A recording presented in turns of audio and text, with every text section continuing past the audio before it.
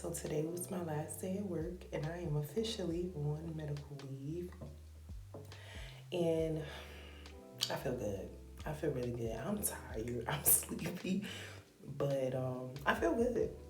I think from the moment like I sat down with my doctor on Monday and we had that conversation and I just let it out. Like I let it flow. Like, I really explained to her like this was a long time coming. Like I do so much, um, and I'm not paid enough, and I'm not respected, and it's weighing on me. Like my body is like starting to break down, and I work really hard to keep myself afloat and not just like completely like check out. I've had moments where I would just be like not present, but like I always like reel myself back in, like, but I just couldn't take it anymore.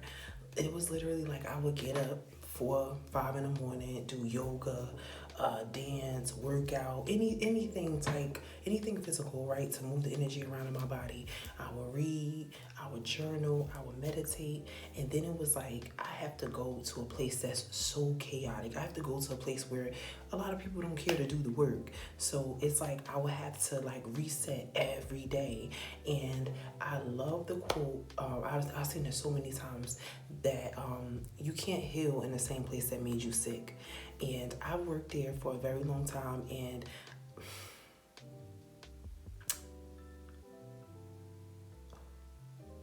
I experienced a lot of bullshit working there. Like I did. What I had to learn about jobs is that um, they don't really give a fuck about you. You're just a number to them. Like, and if you somebody that have a problem with boundaries, they will walk all over you. Like they will walk all over you. And that was me. I didn't know how to like speak up for myself, advocate for myself. And I know that, although whatever position that I was put in, like I ran the fuck out whatever program I was running. And I've run after school programs, summer camps, a night program that was set up for kids to like stay out of trouble and off the streets. And if they were picked up by the police for curfew, they would come to the program and we had activities for them to do. Like I was always doing something like active in the community, always like just making sure that the kids that come from where I come from had a better experience. It's a lot when you grow up in these urban areas, and but it was like it wasn't valued and respected because they don't care about stuff like that. And so me just being so focused on that, like it was just kind of like I just kept my head down. I just did my job. And I know a lot of times like they talk shit about me, they made fun of me. I know my bosses was like laughing at me. But I didn't care. Like I still just kept my head down and did my job. Today I had to meet with my direct supervisor and just kind of go over everything with her, like the roles and responsibilities of my team, and just to make sure that we were on the same page, because I'm gonna have somebody step in for me. And he's a part of my team, but he's just gonna kind of step into my position just a little bit, just to make sure things are smoothing together. So we sat down and we had a conversation, and like once we were done, I get up to walk out, and I see one of my old bosses. And I've always had mixed feelings about, no, that's not true. Over the last few years, I had mixed feelings about that particular boss, because they showed me like that they really didn't value me, and that, they thought I was a joke. Like they thought I was disposable. They didn't really care. They didn't. And it hurt my feelings, because in the beginning, like I really admired them. Like I looked up to them, and I know that that's a father wound. Like I was just looking for some male guidance, and I was looking for that in that person. And I remember speaking, because I used to do that a lot. I used to just have no problem speaking. Like I used to just be out just doing shit. Like I really was. And I would do it confidently. Like even if I didn't know what I was doing, like you couldn't tell. I was like really natural with it. But I remember being asked to speak at a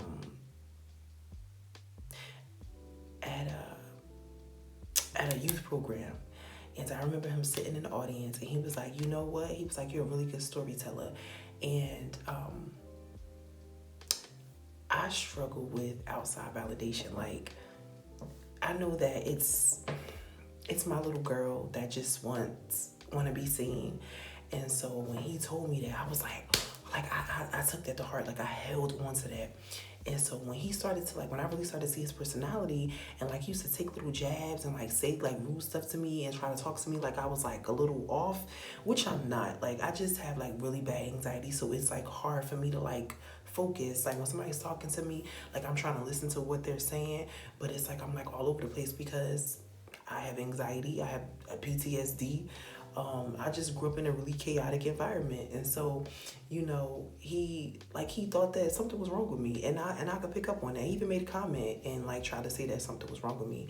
So, but today, when I seen him, like, I gave him a hug, gave him a little, mwah, hey, how you doing? I was like, good to see you, and like he could tell, like, you know how you could just tell when somebody just like, that's how I felt. Like, whenever I walk into that building, I feel like I'm stepping into a totally different portal. And I didn't care. I did not care. Like, I did not care. I did not care. Like, I am learning how to, like, just, like, let shit go. Like, let it go. Let God sort them out. Let it go. My therapist taught me this thing. She was like, you know, Natasha, sometimes you got to look at a person and be like, all right, you got that. Let them have it. Success is the best revenge. Walking away is the best revenge. Like, you got that. You got that.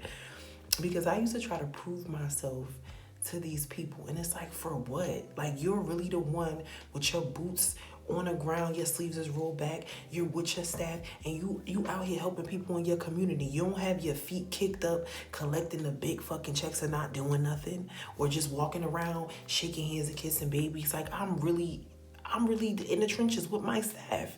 Like, I don't get paid that much, and I've been doing this for a long time with a whole degree, and they be playing in my face. I said, no, we can't do that. I am learning to see the value in myself. I don't need you to see the value in myself. Actually, no, I know that you see the value in me, but you know that I don't know that, and that's why you was doing what you was doing. And I'm not going into the age of 40 with that. Nah. That's going to be a hell no. No. Absolutely not. I left today and I felt good. Like, all my staff, they took a half day. One of them called out sick because he had some stuff to handle, and I was okay. I was just typing up like everything I need for them to get done, like your role responsibilities. I had clients come in, I took care of them. I had a client come in that needed to watch a video, which is a part of a program that we're running, entrepreneurship program. Put the video on for him. Hey, do you need anything else? Because we give out clothes and stuff. Made him a bag. They had clients coming in, picking up their vouchers, that the ones that completed the program. It was fine. I ran that shit all by myself. Had a lady come in. I was talking to her. She was like, you got good energy. I was like, hey, thank you.